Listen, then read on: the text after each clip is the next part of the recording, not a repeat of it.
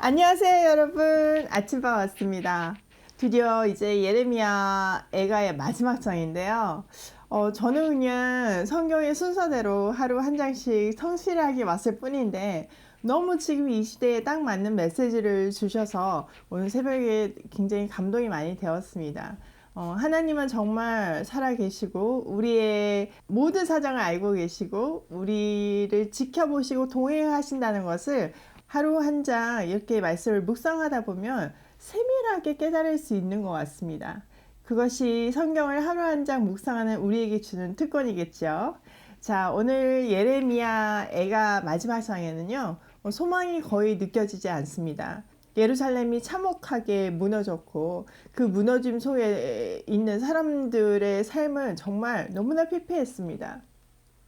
그것을 지켜보는 생존자들은 정말 하나님이 이렇게까지 자기네들을 버리신 것을 믿을 수 없는 건 거예요.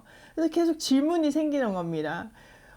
소망을 가지고 싶은데 너무나 현실은 참혹하고 또 이게 끝이 안 보이니까 정말 어떻게 해야 되지? 하나님이 정말 다시 돌아오시기는 할까?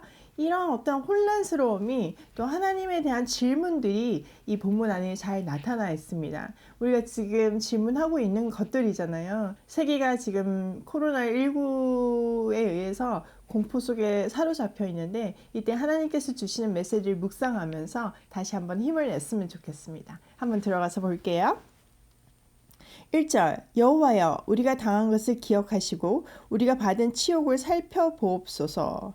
네, 앞에서는 두 사람의 하자가 있었습니다. 나레이터가 있었고 그리고 예루살렘이 의인화되어 가지고 얘기하고 있었잖아요. 근데 이제는 이 두 사람이 하나가 되어서 우리라는 단어로 시작하고 있습니다. 이들은 한마디로 얘기하면 예루살렘에서 살아남은 생존자들인 건 거죠.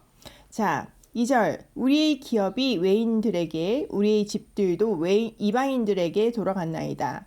네, 모든 나라의 어떤 하나님 주신 기업들 그리고 집들이 다 이방인 손에 넘어갔다는 거죠. 우리는 아버지 없는 과들이오며 우리의 어머니는 가부 같으니. 이 전쟁을 통해서 많은 가장들이 죽었습니다. 그러다 보니까 남겨진 거는 고아들과 가부뿐인 건 거죠. 남자들이 죽었으니까. 근데 여러분 성경에서 고아와 가부는 도움 없이는 살 수 없는 존재들이잖아요. 그러니까 지금 도움 없이는 살 수 없는 존재들이 되어버린 상황이죠. 그 상황에서도 하나님까지 떠나버린 것 같은 이 절망적인 상황을 이렇게 표현하고 있습니다. 자, 4절 우리가 은을 주고 물을 마시며 값을 주고 나무들을 가져오며 우리를 뒤쫓는 자들이 우리의 목을 눌러싸우니 우리가 기진하여 쉴 수 없나이다. 네, 옛날에는 예루살렘에서 살면 물이나 나무를 갖고 오는 것은 그렇게 어려운 일이 아니었습니다. 생필품이었습니다. 그런데 지금은 값비싼 은을 주고 그 값을 치르면서 물을 마셔야 되고 값을 비싸게 치르면서 나무를 갖고 와야 되는 이런 어려운 상황인 거죠. 우리도 예전에는 뭐 휴지 떨어지는 거, 우리나라는 아니지만 뭐 휴지 떨어지는 거 이런 거 걱정 안 했잖아요. 생필품 떨어지는 거 이런 거 걱정 안 하고 사실 뭐 마스크 사려고 이렇게 줄을 선다는 건 상상도 못 했잖아요. 그런데 그런 시대가 왔다는 겁니다. 자, 그러면서 그들을 뒤쫓는 자들, 이방인들, 적군들, 바벨론의 어떤 행포가 얼마나 심하든지 목을 계속 누르는 것 같아서 기진맥진하고 숨을 쉴 수 없는 상황이라는 거죠. 자, 6절 우리가 애굽 사람과 아수르 사람과 악수하고 양식을 얻어 배불리고자 하였나이다. 지금 자기네들이 이 상황 속에서도 사실 애국과 아수르를 약간 기대하는 마음이 있었던 것 같습니다. 정작 이런 환란이 왔을 때 붙잡아야 될 것은 하나님이시잖아요. 하나님께서 이 환란을 주시면서 이걸 통해서 우리를 정결하게 하시고자 하는 어떤 목적이 있으시잖아요. 근데 이들은 끝까지 눈에 보이지 않는 하나님보다는 큰 강대국 애굽을 기대했고 큰 강대국 아수르를 의지하면서 그들이 지금 이 순간에도 뭔가 도와줄 거라는 기대를 했는데 그게 얼마나 허망한 건지 이제서야 깨달은 건 거죠. 하나님은 우리의 온전한 삶의 기반이 되기를 원하십니다. 우리가 온전히 하나님만 붙들 때 우리는 진정한 행복한 삶을 살 수 있고 안전한 삶을 살 수 있습니다. 주의 날개 아래서 평안한 삶을 살 수 있는 건 거죠.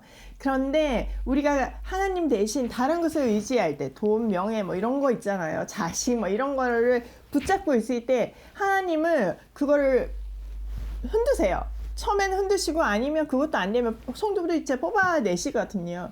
근데 그 붙들고 있는 것이 막 강하면 강할수록 너무나 의지할수록 그 상실감은 너무 크고 이렇게 기대고 있는데 그게 완전히 이렇게 뽑혔다고 생각하세요. 그러면 많이 기댈수록 넘어질 수밖에 없는 거죠. 완전 쓰러질 수밖에 없는 거죠. 그런 상황을 얘기하는 건 거예요. 그러니까 우리는 하나님 외에 다른 것, 진짜 보암직하고 먹음직스러운 그 어떤 것이라도 다른 것을 붙들 때 이렇게 처참하게 무너진다는 것을 성경을 통해서 배울 수 있습니다.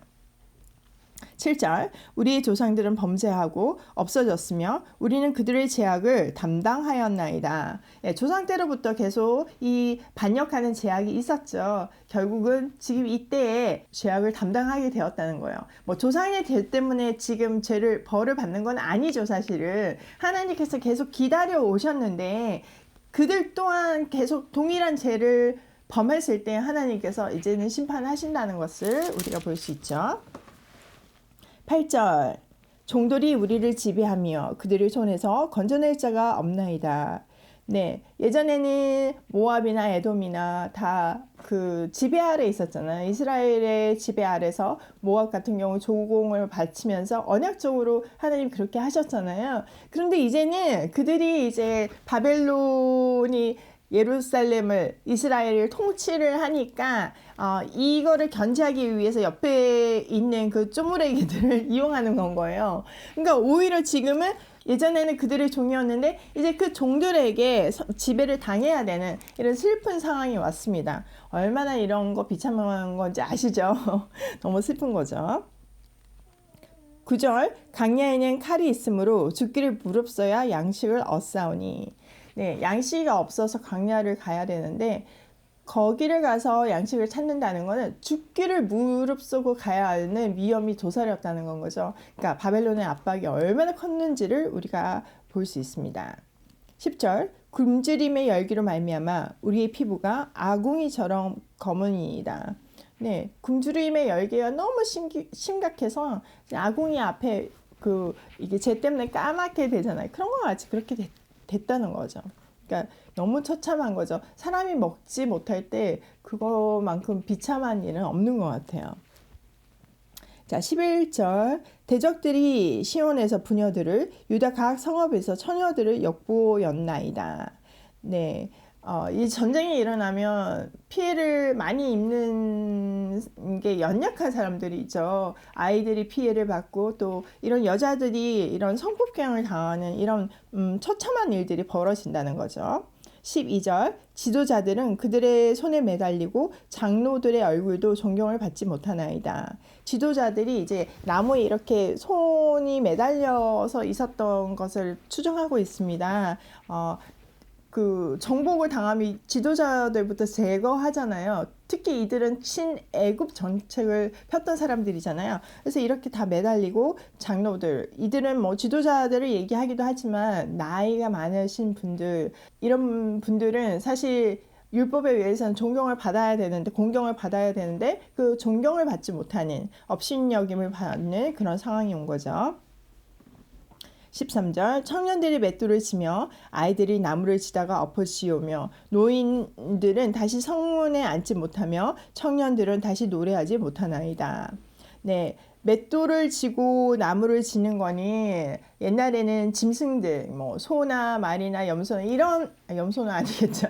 그러니까 이런 짐승들이 했던 일이에요. 그런데 지금 누가 하고 있어요? 청년들과 아이들이 그 일을 하고 있어요. 청년들과 아이들은 미래잖아요. 근데 미래의 꿈나무들이 지금 예전에 자기들이 짐승들한테 시켰던 일을 하고 있으니 이 상황이 얼마나 비참하고 미래가 없고 소망이 없다는 것을 이렇게 표현하고 있는 거죠. 그러다 보니까 노인들은 다시 성문에 앉지 못하고, 성문에 앉아서는 재판이 열렸습니다. 뭐 룻기나 이런 데 보면 성문 앞에서 재판이 열리는 걸 보잖아요. 근데 이제 그런 것들이 뭐 이루어지지 못한다는 건 거죠. 바벨론이 통치권을 갖고 있다는 거죠. 청년들의 입에서 노래가 나오지 않는 거예요. 슬픔, 눈물만 가득 채워지는 그런 현상이 나타나고 있습니다. 15절, 우리의 마음에는 기쁨이 그쳤고 우리의 춤은 변하여 슬픔이 되었사오며 우리의 머리에는 면류관이 떨어졌사오니 오호라 우리의 범죄 때문이니이다. 네, 마음의 기쁨이 사라졌고 춤이 변하여 슬픔이 되었대요.